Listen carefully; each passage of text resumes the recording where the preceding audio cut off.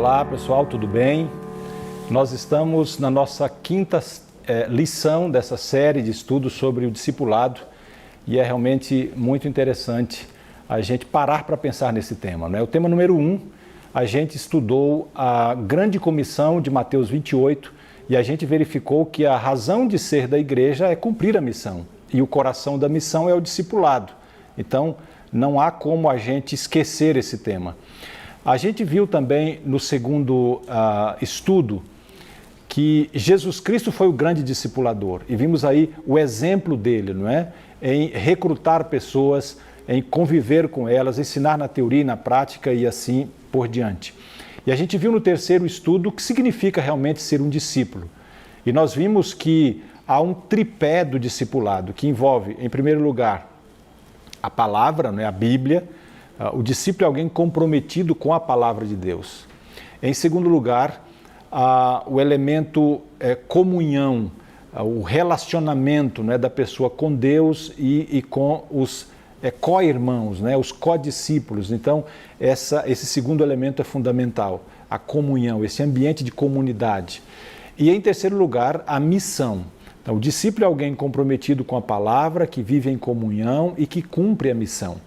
E a gente viu no estudo número 4 que no tempo do fim, no tempo escatológico, há alguns elementos que foram restaurados por Deus através das mensagens dos 3 anjos de Apocalipse 14, que devem ser pregados nesse objetivo de fazer ou formar discípulos no tempo do fim. A gente viu, por exemplo, o assunto do sábado, a gente viu a questão da mortalidade da alma, a gente viu o tema de Jesus Cristo no santuário, a obra dele no santuário celestial, os princípios de saúde e assim por diante. E agora, finalmente, nós vamos ter um estudo mais prático. Agora nós vamos, nesse momento, trabalhar um pouquinho, eu quero dar algumas dicas para você de como implantar, de como desenvolver um projeto, um processo de discipulado na sua igreja. Então, como praticar o discipulado? Eu trouxe aqui alguns passos que eu gostaria de revisar com você. Em primeiro lugar, é preciso criar na sua igreja uma cultura de evangelismo de amizade. Você sabe que a amizade quebra barreiras, não é? Um ambiente de amizade atrai. A igreja precisa ter um ambiente de amizade que possa realmente atrair as pessoas e fazer com que elas se sintam bem no meio ali, no ambiente da igreja. E para isso a gente olha para Jesus. Jesus é o grande exemplo de discipulador. No livro Ciências do Bom Viver, há uma frase, né, uma citação que fala do método que Jesus usava para discipular. E lá diz que o Salvador misturava-se com os homens como uma pessoa que lhes queria o bem. Manifestava simpatia pelas pessoas, ministrava as necessidades das pessoas, conquistava a confiança delas e então ordenava: sigam-me. Percebe o método de Cristo? Ele se misturava, ele atendia às necessidades, ele criava um ambiente de simpatia, ele conquistava a confiança e então convidava as pessoas para segui-lo. Nesse primeiro item, nós estamos aprendendo esse exemplo de Cristo. Criar uma cultura do evangelismo da amizade, seguindo o exemplo do próprio Cristo, para que assim a gente possa atrair as pessoas e criar um ambiente propício para formar discípulos. Em segundo lugar, é preciso a gente investir na instrução bíblica, aquela instrução básica antes que as pessoas sejam batizadas. Como a gente viu no tripé do discipulado, o tripé número 1, ou o elemento número 1, é a palavra, é a Bíblia. Então, quando a gente está preparando pessoas para virem para a igreja, para serem batizadas, a gente não pode olvidar, não pode esquecer, não é, da palavra de Deus. Jesus Cristo disse: quando conhecemos a verdade nos liberta, não é? Nós queremos que as pessoas sejam libertas do pecado. Então precisamos ensiná-las as verdades básicas da palavra de Deus. Então, antes das pessoas se batizarem, é importante elas receberem uma série de estudo bíblico, quem sabe 20 lições que possam dar uma noção bíblica, não é? E isso pode ser feito através do estudo bíblico, através da classe bíblica, lá dos pequenos grupos ou evangelismo público. Não importa a metodologia, o que é importante é a gente dar esses ensinamentos básicos para que a pessoa receba o impacto da palavra de Deus, porque é a palavra que liberta, não é? É através dela que o Espírito Santo vai libertar a pessoa e transformá-la. E além disso, a pessoa precisa estar consciente da decisão que está tomando.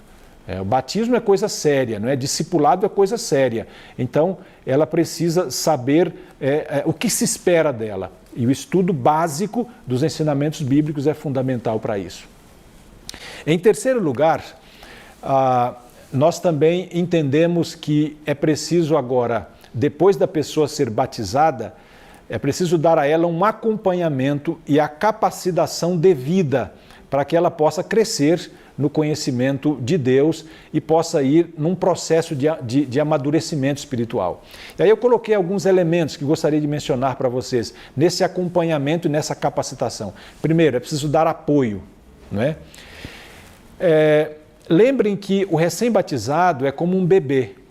O bebê, quando nasce, ele tem vida, mas se for deixado por si só, vai morrer. Ele não tem condição de sobreviver por si mesmo. Da mesma maneira, o recém-batizado se converteu, nasceu, tem vida espiritual, mas não consegue viver sozinho. É um ambiente novo, é uma vida nova e nós precisamos dar todo o apoio, né, que essa pessoa precisa. Precisamos também envolvê-la nas atividades da igreja. Ninguém gosta de se sentir um peixe fora d'água, né? Então, envolver a pessoa nas atividades da igreja é fundamental.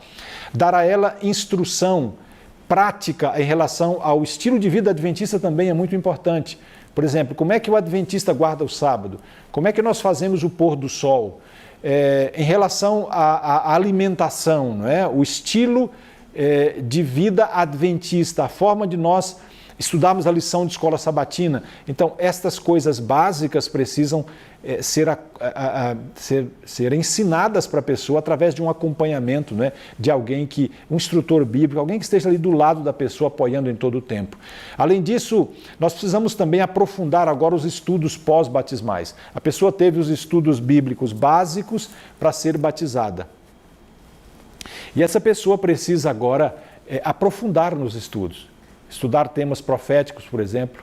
Ela precisa desenvolver o hábito, não é, de ler livros que possam dar um conhecimento maior da palavra de Deus. Então isso é fundamental para que a pessoa possa crescer no conhecimento da palavra de Deus. Além disso, também é importante que a pessoa se envolva na missão. Nós falamos que entre o tripé do discipulado, além da Bíblia, né, da palavra, está também a missão, o cumprimento da missão. Então, à medida em que a pessoa é discipulada, ela precisa agora discipular outra pessoa. Isso faz bem. Quando ela ensina alguém a orar, quando ela ensina a Bíblia para alguém, quando ela leva essa pessoa à igreja, ela mesma está crescendo, ganhando convicção, criando ela mesma uma cultura, não é? Uma cultura cristã, uma cultura adventista. Então, nesse item número 3 aqui, nós estamos falando da importância do acompanhamento e da capacitação para aquele que é recém-batizado. E agora vem um quarto elemento importante também nesse processo, que é a educação contínua. A pessoa que se batizou entrou agora em um estilo de vida diferente. E essa pessoa precisa crescer no processo, não é, da vida cristã. É um bebê espiritual que precisa chegar à maturidade espiritual. E esse processo de crescimento se dá através da educação contínua. E como é que nós praticamos a educação contínua na igreja? Nós fazemos isso através, por exemplo, das disciplinas espirituais. Nós ensinamos a pessoa a comungar com Deus, lendo a Bíblia todo dia, tendo seu momento de meditação, não é? Estudando a lição da escola sabatina, sendo uma pessoa de oração. Antes de sair para as atividades do dia, ter o seu tempo de comunhão com Deus. Essa disciplina espiritual é fundamental para que a pessoa cresça espiritualmente. Nós precisamos envolver a pessoa também em um pequeno grupo, por exemplo. Não é? Lembra do exemplo de Jesus? Ele tratava pessoalmente, ele fez isso com Pedro, com Maria, ele fez isso com Tomé, no momento em que Tomé duvidava. Ele tinha um trato pessoal, mas ele também tinha um trato em um grupo pequeno. Ele tinha um grupo de 12 ao seu redor. Essa comunidade pequena é importante. Então nós precisamos levar a pessoa para um pequeno grupo, esse ambiente ali é favorável para ela. Além disso, a escola sabatina, não é? Já falamos da lição da escola sabatina. Então essa pessoa precisa ser matriculada na escola sabatina para ter vínculo ali e crescer no conhecimento bíblico através da lição da escola sabatina. E também é importante que o pastor, que o ancião, criem um projeto de sermões que sejam instrutivos, sermões bíblicos, né? Sermões que realmente alimentem a igreja, alimentem o rebanho com a palavra sólida, a palavra de Deus. Você pode criar, por exemplo, sermões em séries, né? A série sobre profecia de Daniel, a série sobre a volta de Jesus, né? Série sobre família. Então você cria séries, produz sermões que realmente vão levar um conhecimento mais profundo para as pessoas na igreja. Se é um jovem, se é um juvenil, ele pode entrar, por exemplo, no clube de aventureiros, no clube de desbravadores, né? Ou pode ir para a escola adventista. As estatísticas mostram que aqueles que participam dos aventureiros, desbravadores, escola adventista, esses vão ter muito mais força. As estatísticas mostram que ele vai permanecer na igreja. O índice daqueles que afastam-se da igreja participando dessas atividades é muito menor do que aqueles que não participam. Isso é educação contínua. Nós precisamos levar essa cultura realmente para a igreja. E, finalmente, a cultura missionária. A gente precisa criar na igreja essa cultura missionária, né? Que quando a pessoa está envolvida em salvar outros, em discipular outros, eu já disse, ela mesma cresce, né?